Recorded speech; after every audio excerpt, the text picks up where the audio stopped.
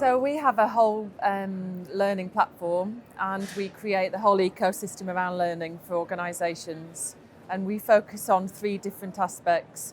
One is, how do you help individuals learn in the moment, and they can get on-demand access to a business thinking partner that can equip them for anything that they've got to do in their job.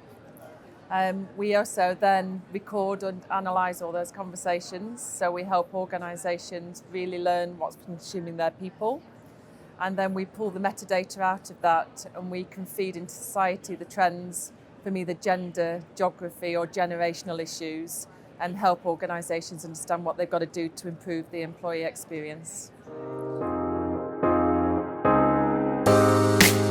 I think the resistance is, number one, there's a lot of naivety from people that are buying the systems. They don't know what to buy, how to buy it, and how to deploy it. They find it hard to kind of create sticky platforms and sticky learning experiences. And there's still a sheep dip mentality. There's still a, we buy it, tick it off, the program is there, people will come to it. And, those days have gone. It's much more about personalisation. It's much more about equipping people in their careers. It's about letting them take a place in the organisation and bring a personal touch.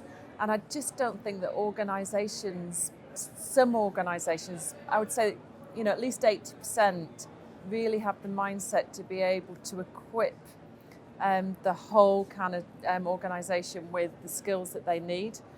Our platform equips organisations to mobilise all the internal expertise, but you have to come in with a mindset of everything that you need lies within the organisation. And traditionally, that's not been a thing. They buy in external consultants and put them into the business, and usually they're hated. And, and it's short-lived, the learning that you get from that. So I think that, the future of learning is about equipping everybody to be a teacher and a mentor, to each other.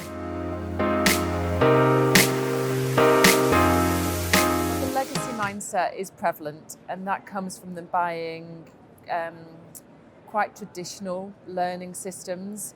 And even where they're buying the new ones, I was talking to kind of one of the giants that's at the show, and they've bought this incredible platform, but people don't know, people are not utilising it, and it hasn't socialised well.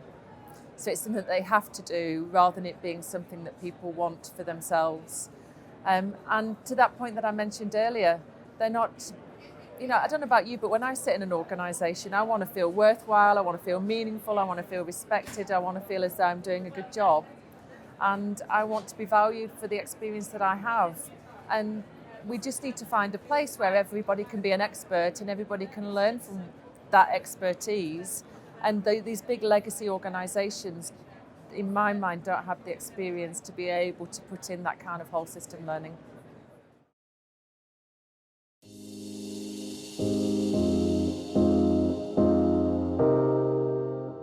So I don't just think it's financial services, but let's look at the issues that are facing the industry.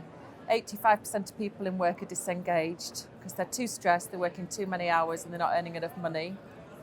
2/3 of millennials and Gen Zs have got a side hustle going on to be able to bring extra money in. The number one reason why people leave jobs is because they are not getting enough learning and growth. And if you look at the global capital trends who've interviewed all of the senior talent leaders and CEOs, there's a belief in organisations that it's easier for people to find a new job in a new company than it is for them to get promoted within. If you've got all of that context, then actually there's a lot against you, because if you can't retain your talent, and if you can't grow your talent, if you can't give a career pathway, there's not enough replacement of labour in the labour market. There's not enough kids being born. The fastest growing sector is the 55-year-old plus, and there's some prejudice against that sector, that age sector. So there's a real job to be done here, and the real job is about how do we captivate people? How do we allow people to bring personal flair, bring a personal touch, feel as though that they can innovate? Jobs are changing. They've gone from straightforward jobs to these kind of super jobs where people have to be digital, they have to understand data, they have to have flexibility in kind of all the things that they're doing, and that's real complexity for organisations. So it is possible, but you need modern leaders that can live and coexist in this new ecosystem of what the world of work is. They need to view themselves as kind of needing to kind of be broad and not just a specialist. So they need to equip themselves for these new super jobs that we're all going into.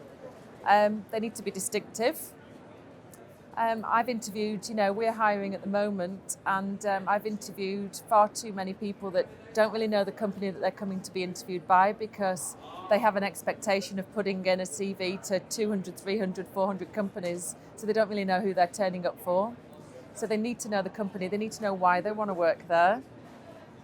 They need to know what they want from that job, and they need to ask questions that are memorable. They've got to stand out from the crowd. Most of the people they're indistinguishable. They need to come in and be brave in the interview process.